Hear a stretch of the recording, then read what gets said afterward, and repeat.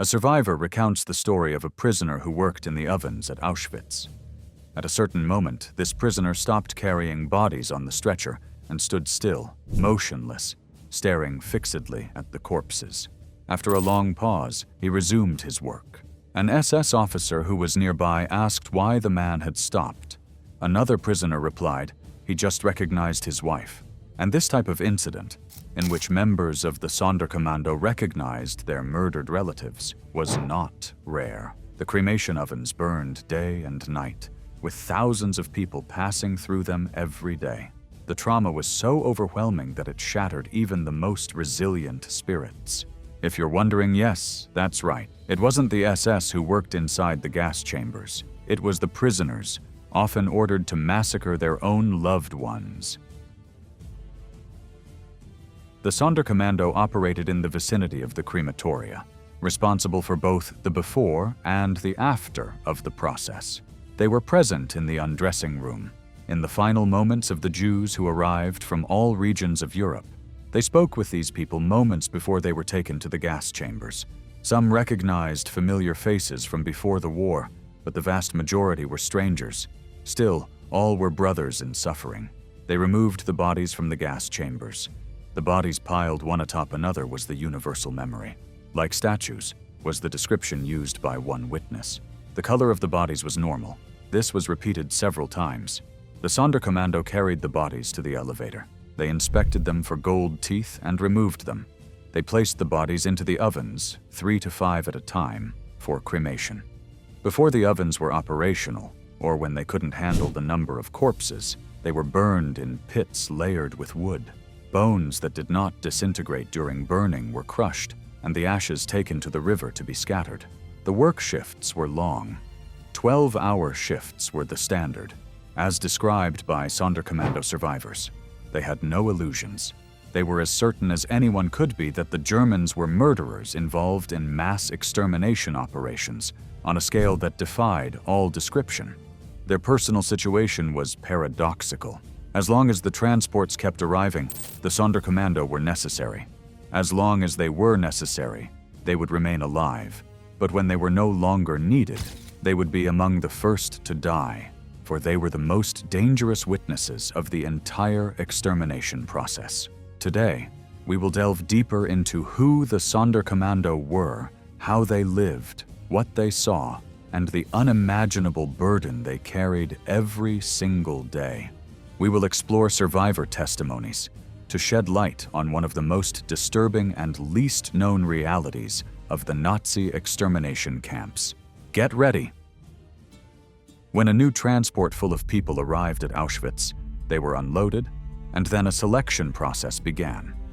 SS officers divided the newly arrived prisoners into 2 groups.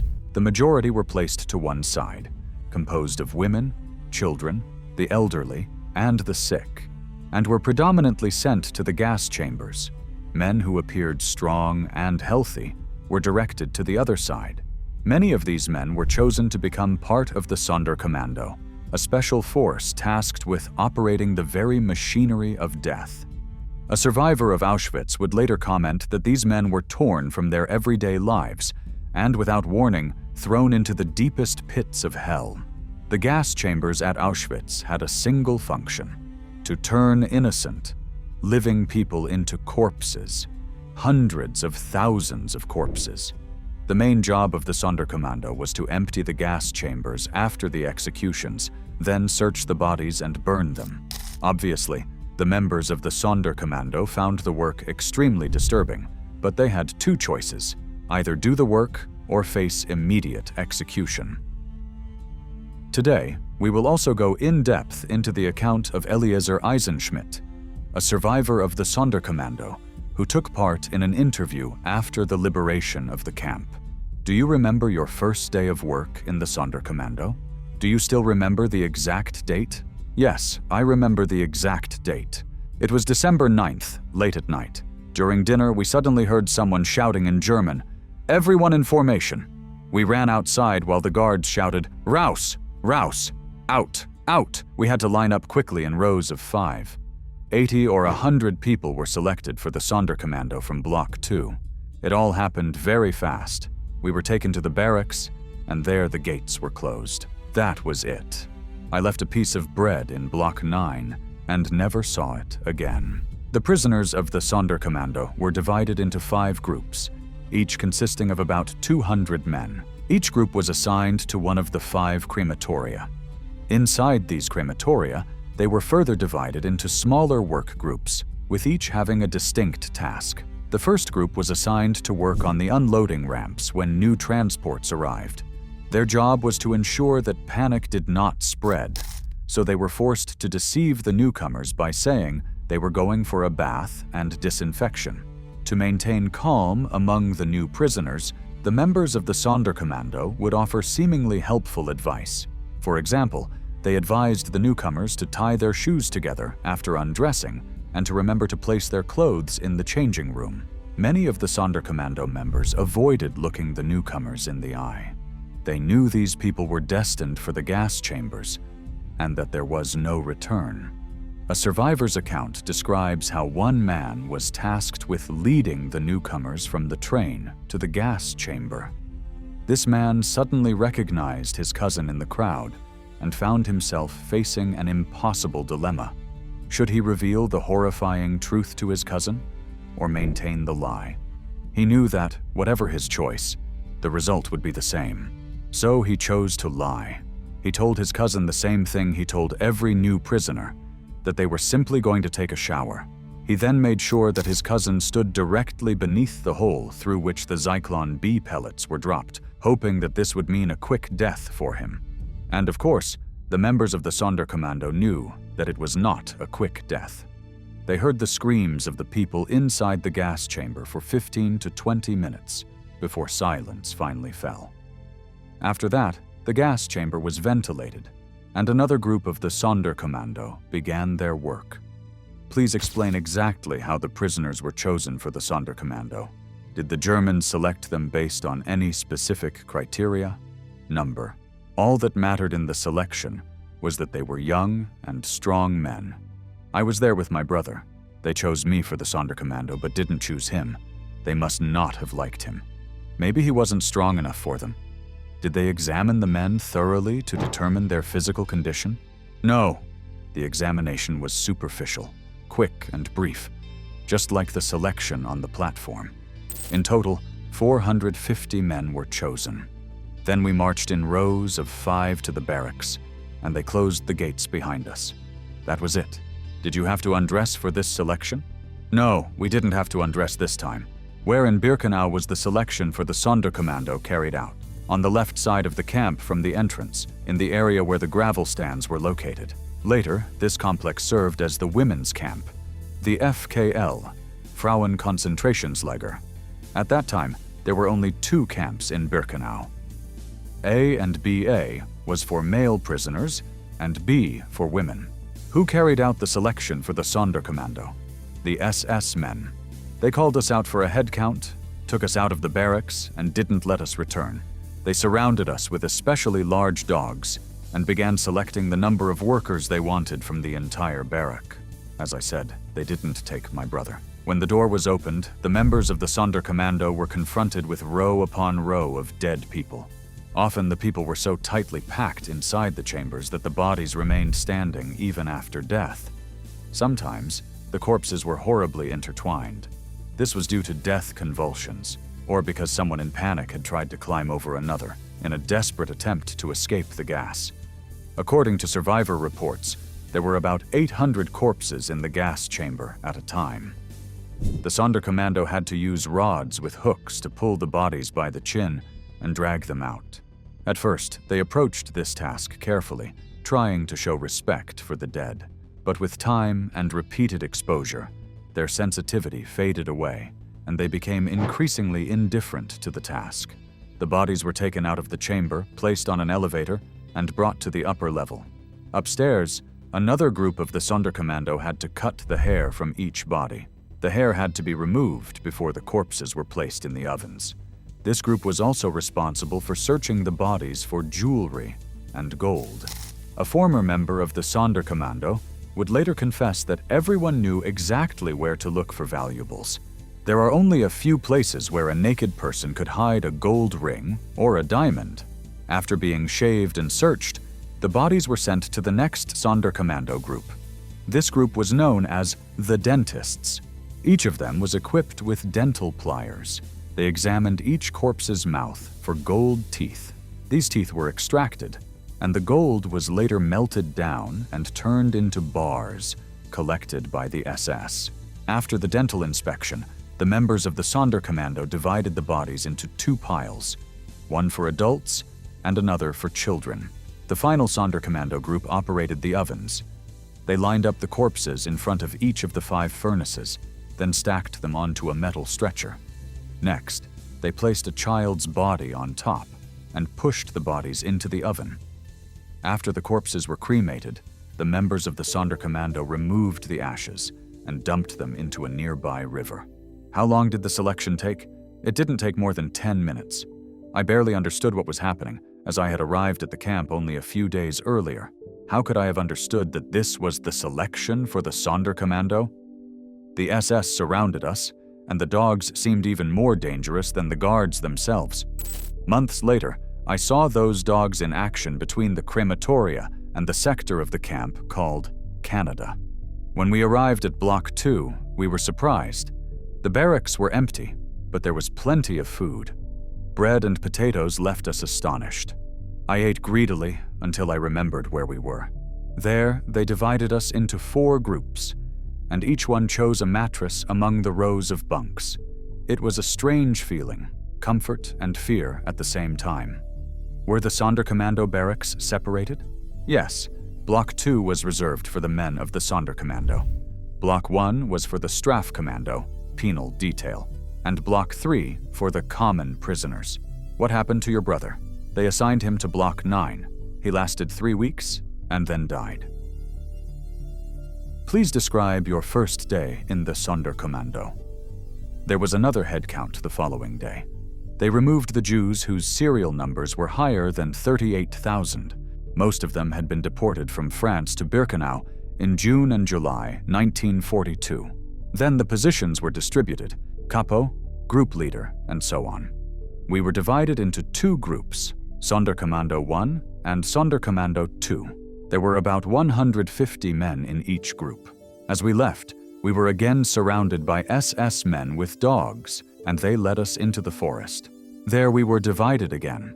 One group was assigned to work in the room where valuables were kept, to separate belongings from the clothes of the murdered people.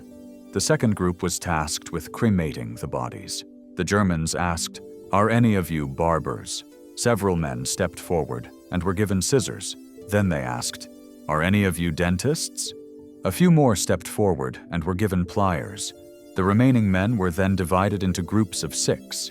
For example, 6 men pushed the carts that carried the corpses. These were the Schleppern, those who dragged the bodies to the ovens. How the Germans divided us into groups even before opening the doors of the gas chamber meant that we didn't know exactly what they would do with us.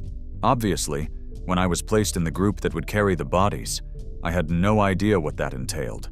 In the ghetto, when I worked at the sawmill, I had gained some experience with carts. But there, we carried planks on those carts. We were taken to a barge and then unloaded the carts. They led us to the courtyard and opened the door of the gas chamber, shocking us deeply. We were in utter mourning. We had never seen anything like it. I saw a dead, naked woman bent over, and we stood paralyzed, unable to comprehend. The bodies in the gas chamber formed a massive heap. Orders came. The Schleppern put on masks to remove the bodies, examined the mouths for gold, and pulled out teeth with pliers. Barbers cut the hair, and the Schleppern loaded the bodies onto carts to throw them into the pit. The Heiser group kept the fires burning in the cremation furnaces. When we heard these terrible orders, we began to move quickly. As I said, I was part of the group that carried the bodies on the carts. For a few minutes, I was so shocked that I couldn't touch a single body. Nothing like that had ever happened to me before. Obviously, I wasn't the only one in the group to feel repulsed. I couldn't work until someone struck me hard across the back with a stick. That's when I realized there was no escape, no turning back. I had to accept the idea and the situation. You must understand, We had absolutely no choice. That was my fate. Anyone in my situation would have reacted the same way. In my group were 4 brothers from Makov and another Jew. 6 men operated each cart. 4 would grab the bodies by the arms and legs and throw them onto the cart. 2 made sure they didn't fall off. We pushed the cart to the trench, where the fire brigade waited to throw the bodies into the flames. The trenches were deep and wide, with fires already burning before the bodies arrived. To prepare the site, they dismantled the wooden houses of the old village of Brzezinka, and the beams served as a base at the bottom of the pits. 6 carts transported the bodies in shifts, each carrying 10 to 15 corpses per trip. Most of the time, members of the Sonderkommando were isolated from the other prisoners in the camp. Their own quarters were located inside the crematoria. In some cases, they slept directly above the gas chambers. They were officially forbidden to communicate with any other prisoners. However, some contact did occur. Some prisoners had better conditions than others. The Sonderkommandos, the crematorium workers, were kept reasonably well fed, and the SS officers knew they needed to be strong to perform their duties. They were not subjected to starvation and torture at the same level as other prisoners. This slightly better treatment of the Sonderkommandos had another purpose. They had to receive the new arrivals at the camp. Being received by someone who appeared relatively well fed gave the new prisoners the illusion that things were not as bad as they seemed. Their quarters were also somewhat better than those of other prisoners, and because they worked indoors, they were sheltered from severe weather conditions. However, this treatment was an illusion. The work was so horrific that many of them went insane from the horrors they witnessed. To prevent the Sonderkommandos from telling anyone what was happening inside the crematoria, every 2 or 3 months they were gathered and executed. There was always a new trainload of young men ready to replace them. Tragically, one of the first tasks of the newly recruited Sonderkommandos was to burn the bodies of their predecessors. Another prisoner, a man from the main camp, recalled how one rainy night he found himself near the camp mortuary, located in the basement of one of the blocks. He noticed a line of men waiting at the entrance. When he asked what they were doing there, he received a chilling answer. One of the men pointed to the door at the end of the stairs and explained, "Down there, behind that door, is death. This is our end. Behind those doors, the SS is exterminating us." The other prisoners asked why they didn't flee, hide, or try to do something to save themselves. The man replied, "We are the Sonderkommandos. We are broken. We are wasting away. This is our way out of this hell." Only a few Sonderkommandos survived the war. Morris Venezia was one of those survivors. In his testimony, he recalled the day when the transports of Hungarian Jews arrived. About 30,000 people. The furnaces had already reached their maximum capacity and could not handle the number of bodies.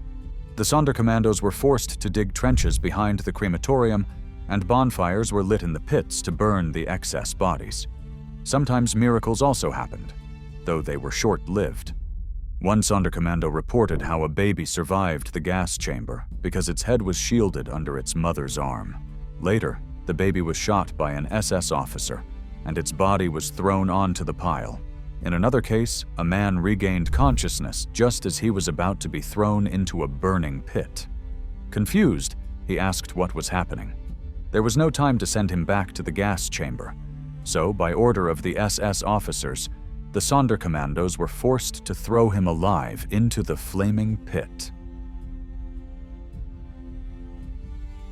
How many hours did you work per day? When I arrived at the camp, the work usually lasted the entire day. After the bodies were burned and the gas chambers were cleaned, they took us back to the camp. Once we worked for 36 hours, almost without stopping.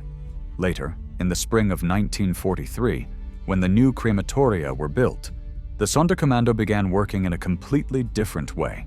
After the bodies were placed in the pits, the stokers used gasoline to ignite the wooden beams. When the fire grew, the stokers piled the bodies into a heap so they would burn faster. The Germans had designed this procedure so that the fat from the bodies would feed the fire. In other words, the bodies themselves served as fuel. When we arrived there, the pits were still empty, and the fire had not yet begun to burn the bodies. Thus, the intensity of the fire depended on the wooden beams that had been soaked with fuel. Later, the fire was fed by the fat from the bodies that remained in the pits. It took an entire day, and sometimes even a day and a half. When there were no more bodies to burn, we had to cut down trees and clean the gas chamber. Did you know those were the bodies of Jews? We didn't know at first, but other workers who had been there longer, such as the capo Daniel, quickly told us. He told us, and the rumor spread. Jews were being murdered in that building, and it was our job to throw them into the fire pyres. Obviously, as this continued, we realized it ourselves when we saw that the men were circumcised. Many also wore necklaces with stars of David. Do you remember how the victims were forced to undress? Of course. They were taken to wooden huts that served as undressing rooms. They had once been stables. People undressed there and then had to run naked to the house that was used as a gas chamber. They had to cross the yard running in all kinds of weather. Did the victims know what awaited them when they arrived at the camp? I didn't know. At that moment, I had no contact with the people. I think many wanted to believe that the worst did not await them, even when they felt that something was wrong. Can you describe the first gas chamber? The one that used to be a farmhouse? On the door, there was a sign that read, "Bath." There were two entrances, one for leading the victims inside and another for removing the bodies. The bath sign was fixed outside, right in front of the entrance door. In what language was the sign written?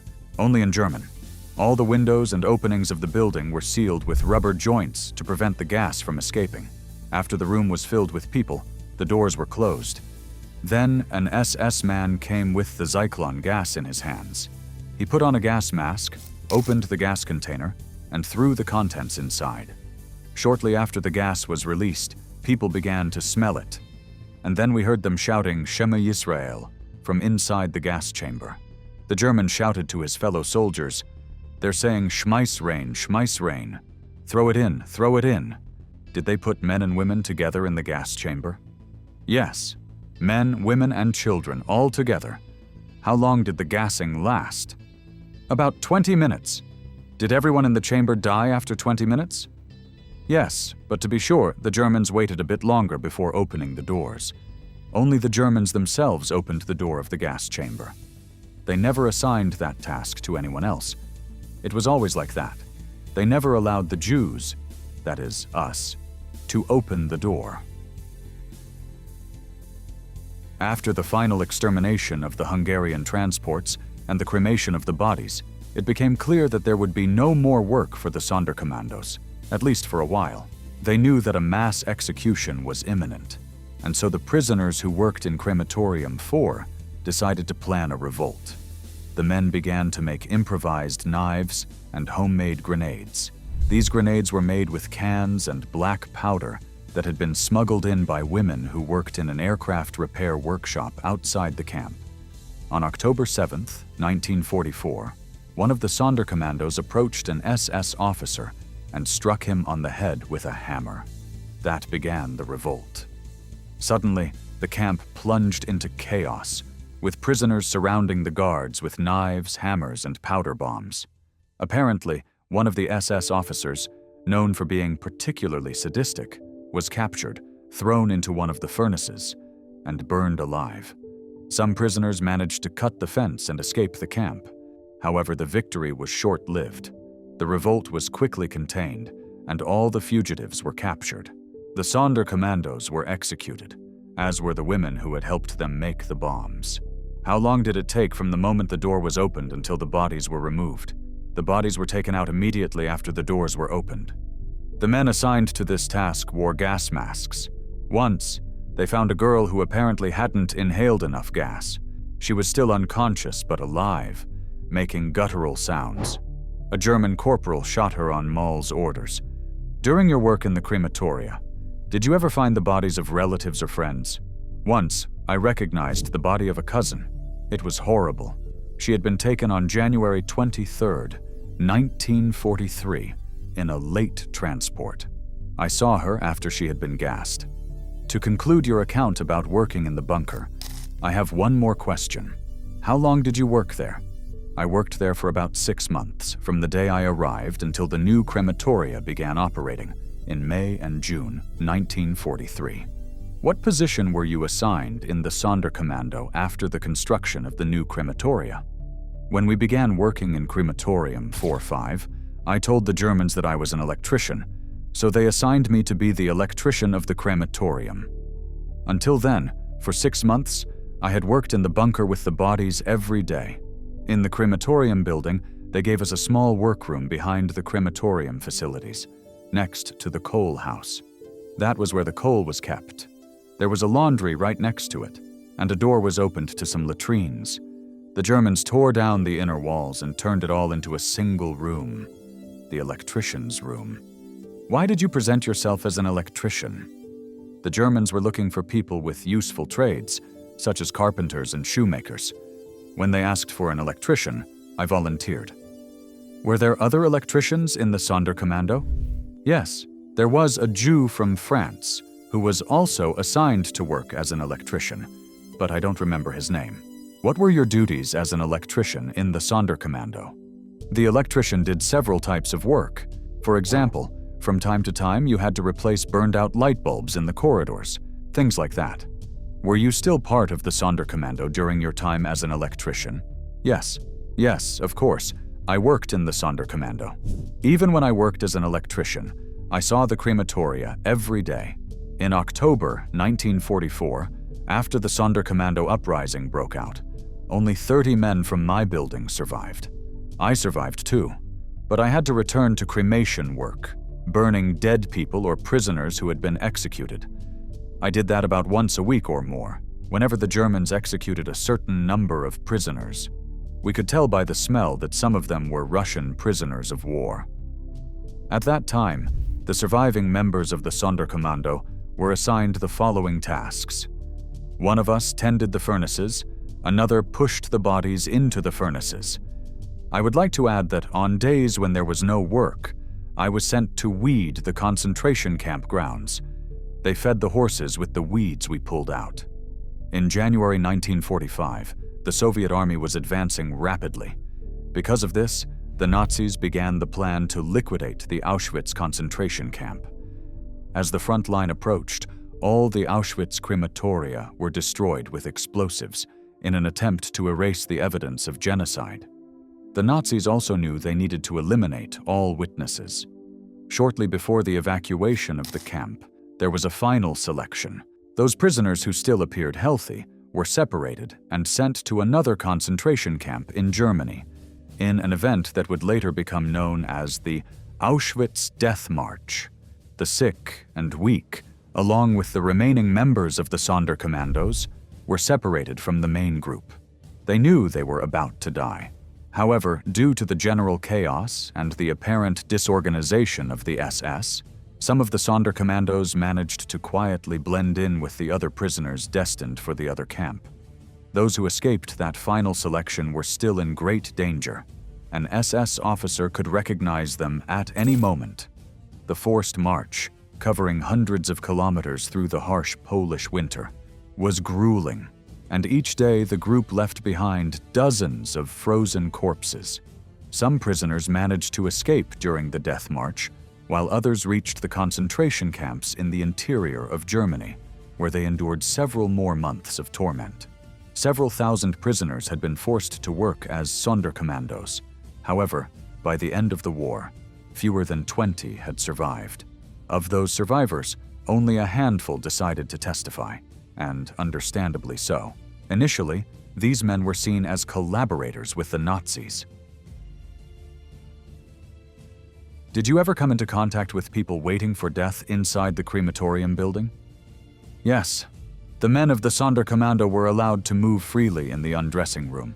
The only restriction was that we were not allowed to speak to them, so there would be no chance of warning them and causing a riot.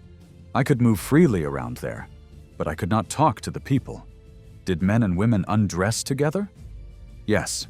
Entire families would come into the inner courtyard of the crematorium and then enter together into the room where they would undress. They were not separated in any way. They were all together in the gas chamber. Men and women were not separated. In some cases, the Germans tried to do it differently and bring the men first. But those cases didn't work out. The men tried to resist, and there were beatings. I think knives were drawn too. The Germans concluded that the only way to do it calmly was to keep the victims together. In most cases, when a man tried to defend himself, his wife would say, "Stay calm, maybe it's not as terrible as you think." Were there people who refused to undress? There were religious Jews who refused to get naked. Once, there was a young girl from a very religious family who didn't want to undress. Her mother asked one of the Sonderkommando prisoners in the room not to force her daughter to remove all her clothes. "Let her go to the bath in her underwear," she said. "A naked man is absolutely defenseless. He loses his stability, his confidence, and his strength." To whom did the mother make this request? To our foreman, who was near us. He said, "Very well, let her keep her underwear on. Go with her to the bath, but make sure none of the SS notice it." Was that possible? In certain cases, it was possible to deceive the SS, since the room was crowded, and it wasn't possible to distinguish each person individually. Do you remember other cases in which people wished to remain in their underwear? I saw Jews who kept part of their underwear on. How did the Germans react to that? Sometimes, when they noticed, they would have an outburst of rage. Other times, they simply ignored it. When Maul saw someone in underwear, he used his baton to strip the person by force. But other Germans weren't as strict and didn't do anything about it. How long did it usually take for people to undress? It usually took from half an hour to 45 minutes. It depended on how many people were in the room. The SS stood there, prodding people and shouting, "Faster! Faster!" They reminded people to tie their shoes together in pairs so they wouldn't get lost. Or they said, "That way you won't waste time later looking for the other shoe." Have you ever encountered acquaintances in the undressing room? Once, a friend told me that a cousin of mine had been brought from the Buna camp. I didn't work in that particular sector. In Buna, he had worked in the coal mines. There, he became ill and turned into a Mussulman. My cousin asked about me, and my friend told him that maybe I could save him, but he didn't ask me to do that. Before dying, he asked for something entirely different, 2 pieces of bread, so that I won't die on an empty stomach. If he had asked me, maybe I could have saved him. I gave him the bread, and he went to the gas chamber. He knew where he was going. What happened after people undressed? They were led down a corridor to the gas chamber. As one chamber filled up, they were taken to the second, and then to the third. That's how it worked. What did the men of the Sonderkommando do after people were taken to the gas chamber? We collected the clothes and belongings that people left behind after undressing. We had 30 to 45 minutes before the trucks arrived to take everything to the Canada camp. We used that time to find something for ourselves among the items. The SS turned a blind eye when we searched through the clothes. However, they warned us not to take valuables and kept an eye on us to ensure we didn't. Once, while I was sorting and arranging clothes, I picked up a package and an SS man noticed. He grabbed me and shouted, "What are you doing?" I replied, "Look, I picked up the package, but there's nothing here for you. But if you want, I have something for you." He asked what it was, and I answered, "In one of the packages I found some coffee beans." Of course, I was willing to give him the box. He said, "Very well," and left. Then I went back to my bed, where I had placed the package with the coffee, picked it up, and gave it to him. In fact, we had plenty of time to search thoroughly and find things.